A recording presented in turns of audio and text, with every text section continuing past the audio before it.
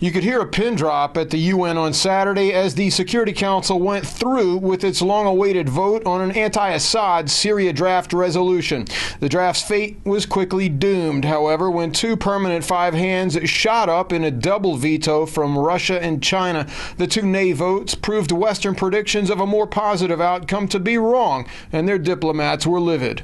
This council today again had a sad moment, which will be recorded in its history. We deeply regret the fact today that the Security Council was unable to reach agreement on the draft resolution on Syria.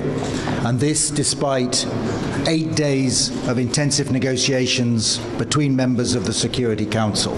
Now, Russian Ambassador Vitaly Churkin expressed some confusion at the outrage. After all, he said the Russian Foreign Ministry had never been on board with the draft resolution in the first place. He said that Russia remained a willing participant in the negotiations, and that is when he added the vote was called. You know, I don't know why they're surprised. In fact, I'm wondering myself, because, as I say, we were very clear with them as to where we are coming from, about our intentions, our proposals. So, surprise, I cannot answer that for them. Thank you very much.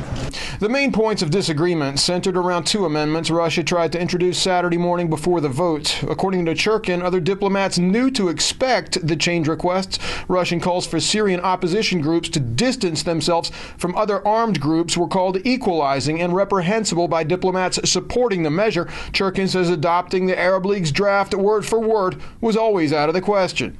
There is no rule that the Security Council should repeat all resolutions adopted by regional organizations verbatim.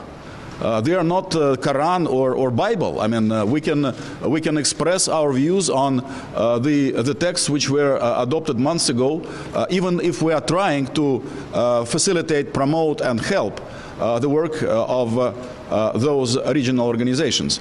In his statement, French Ambassador Gerard Araud said that France would continue to pursue the Arab League's recommendations in all bodies, and the U.S. Ambassador Susan Rice said that she was disgusted with the outcome.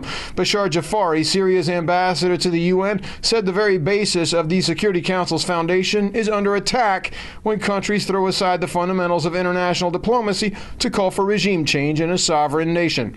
Hank Flynn, Press TV, New York.